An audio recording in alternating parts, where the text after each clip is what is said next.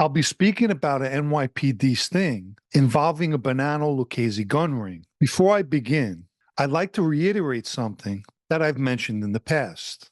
Anyone, especially an associate who claims to be an inducted member, is in serious violation. If you're not a member of a family, you can't portray to be one. And this goes on a lot. In 1999, the NYPD, specifically the Organized Crime Investigation Division, conducted a sting aimed at removing guns being sold by members and associates of the Bonanno and Lucchese families. A key component for making this sting successful was the use of an undercover officer. This particular person, who happened to be Jewish and grew up in Flushing, Queens. And obviously, he'd be passing himself off as an Italian. Prior to this assignment, he assisted in taking down a major drug operation in the Bronx, which led him to be reassigned to the OC Investigation Division. Ultimately, he was paired with the division detectives, Richie Fagan and Bill Gillespie. One of Gillespie's informants had tipped him off to a gun ring that was operating out of the Aquarius Social Club in the Bronx. That club was ran by Bonanno Captain Patty DiFilippo.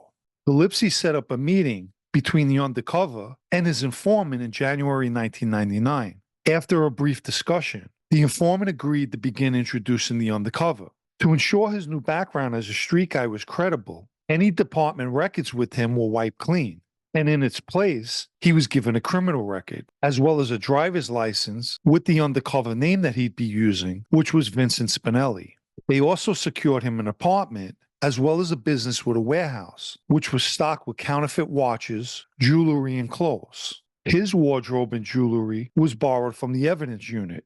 In order to prepare him for his new role, the squad involved in the investigation began calling him Vincent or Vinny to get him accustomed to responding to that name. He also practiced the pronunciation of certain Italian words, Italian dishes in particular. The main objective of his undercover role was to purchase guns and naturally keep track of any crimes committed.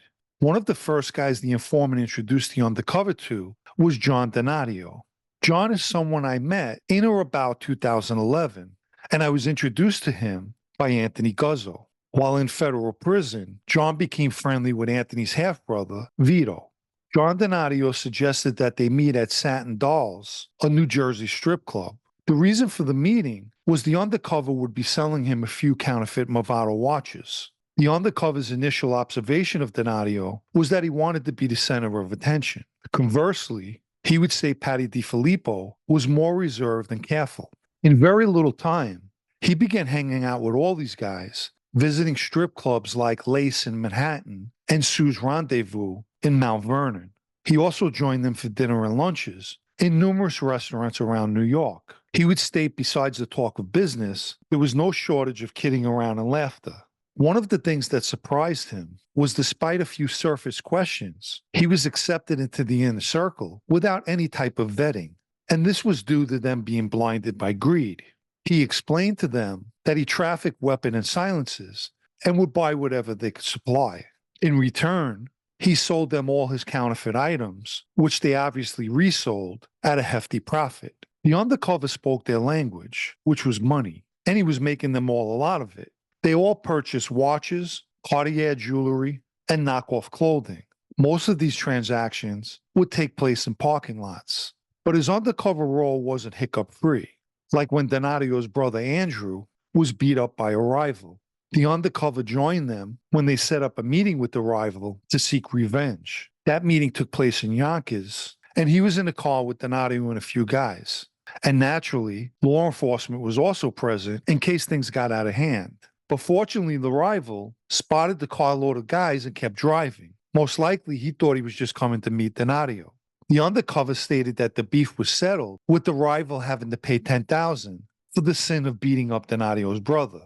One night while out with his wife at the China Grill in Lower Manhattan, Donadio's brother came in with another guy and their dates. According to the undercover, Andrew Donadio's date happened to be the daughter of Joe DiNapoli, who was a Lucchese captain at the time. He quickly said hello and denied their offer of having a drink with them, and he and his wife departed rapidly.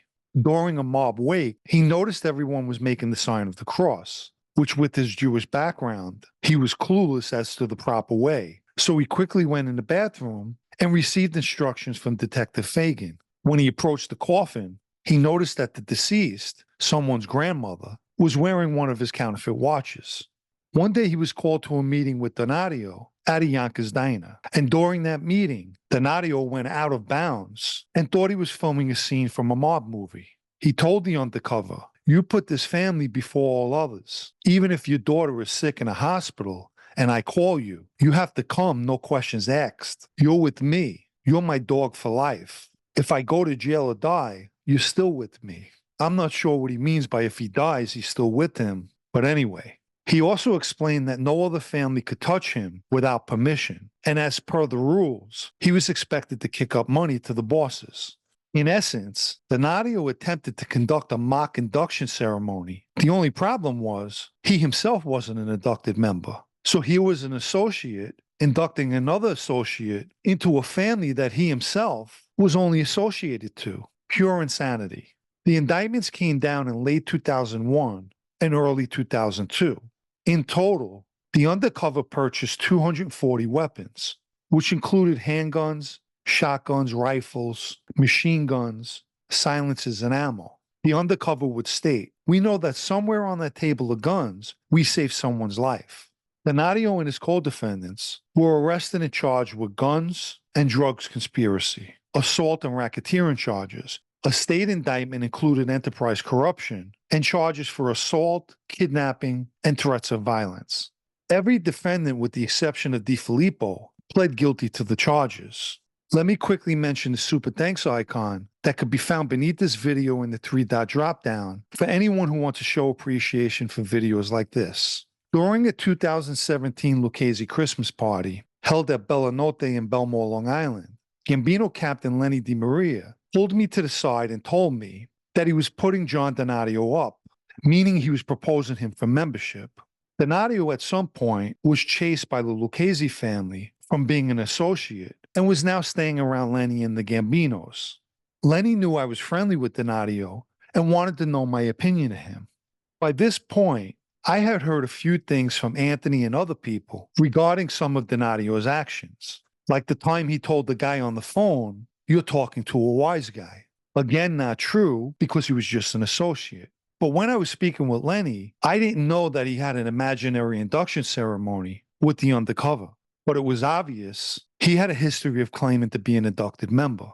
I did mention to Lenny that he had a problem with Joey Lebrano, who was a captain in our family. Apparently, one night Lebrano stabbed Donnadio in a restaurant in front of Donadio's father, which Lebrano should have never done. You don't do that in front of someone's family. What if instinctively the father got involved? But Lenny said he was aware of the incident and that he spoke to them and straightened it out. I don't know who he spoke to.